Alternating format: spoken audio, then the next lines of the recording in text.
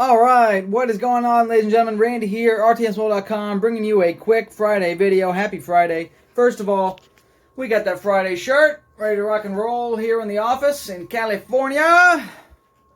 We kind of got a purpley. You see that bluish, darkish, real nice purple. I don't know, not quite royal purple, but it is nice. So yeah, today's video we are talking about Eve Echoes. We're going to talk about how to counter Warp Disruptors, which is an attachment or a fitting / module that you can put onto your ship, which is going to counter people from, you can use it to attack people and counter them from warping, okay? So the ways to counter a Warp Disruptor, and by the way, you can be disrupted by a PvE encounter as well when you're fighting, you know, T7 plus elite encounters, and those are the encounters like if you're a T6, T7 ship, you'll start seeing them appear, and those are going to be worth, you know, 750k ISK, 1.5 million ISK, 20 million ISK. I mean, they're going to be on the upper end of the ISK scale for rewards in the mid-tier level, and they're going to have elite units, and the elite units will warp destabilize you.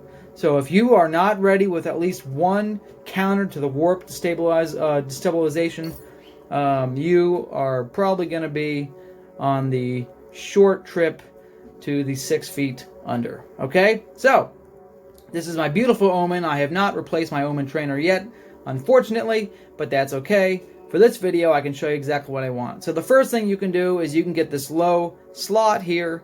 The Warp MK5 Warp Core is what I'm using at the moment, and you can see if it opens here. Alright, are we going to open up? What are we going to do? It's currently having some technical difficulties. The game is not opening. This isn't going well.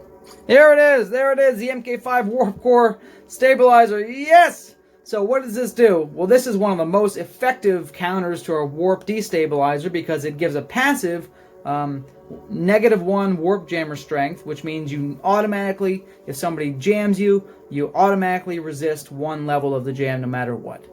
Additionally, you can activate it, and after 10 seconds, you'll gain an additional level of destabilization negation, which means now you can fight a Tier 2 Warp Destabilizer, or you can fight against 2 people who have Tier 1 Destabilizers, okay? So that's a big deal. That's -2 on your Warp Stabilization, okay?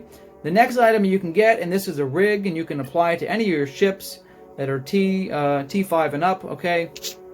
The next item here is going to be the Warp Core Optimizer rig, which is a really nice rig. If it okay, here we go. If it opens, oops, hey, there we go. The Warp Core Optimizer does not require any activation. It is a rig, and it is going to give you additional -1 Warp Jammer strength. So again, this is contributing to your ship's warp stability. As you can see down here, it is contributing to your ship's warp stability of -1. So between this one, I've got, right, 1 plus 2, 3. So that's a total of 3.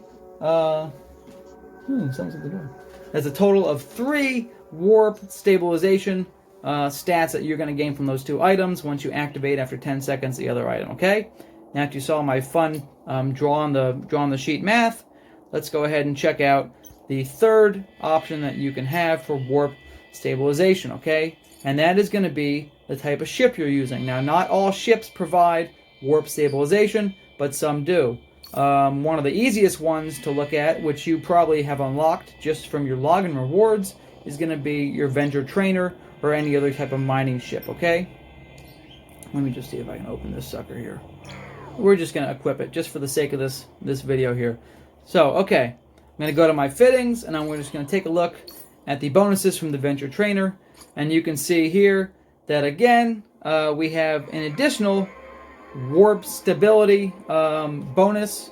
So if I have this Venture Trainer equipped with the Warp Stabilizer low fitting, I'm going to have a total of 3 warp stability plus the rig, which is going to be 4 warp stability, which is going to be able to fight against 2 people that have the level 2 warp destabilizers, which is very hard to get in this game. You can't even buy a destabilizer on the market right now. That's how rare they are, even a level 1. And if you do see them, they're going for like 30 million. So, super duper key if you can get a ship. And then, of course, the Venture 2s have 2 stability and it goes on and on. There are some ships out there that have warp stability built into them, so keep in mind that between your ship, your low fitting, and your rig, you can have a total of 3 from your low fitting and your rig, and then whatever your ship bonus is. So that's the video for today. I don't want to make this too long. If you are going to fight against the T6, T7, and up elites, you need to have at least one warp stability item because they will destabilize you, and if you're trying to solo those as a T5 or T6 ship, you might find the need to heal, and if you can't warp, you are going to die. So thanks for watching. Love you guys a long time. Stay tuned. More videos coming this weekend. Should be a lot of fun. We're going to have a super duper PvP packed weekend this weekend. Is going to be dope. All right. Love you, everybody. Randy out.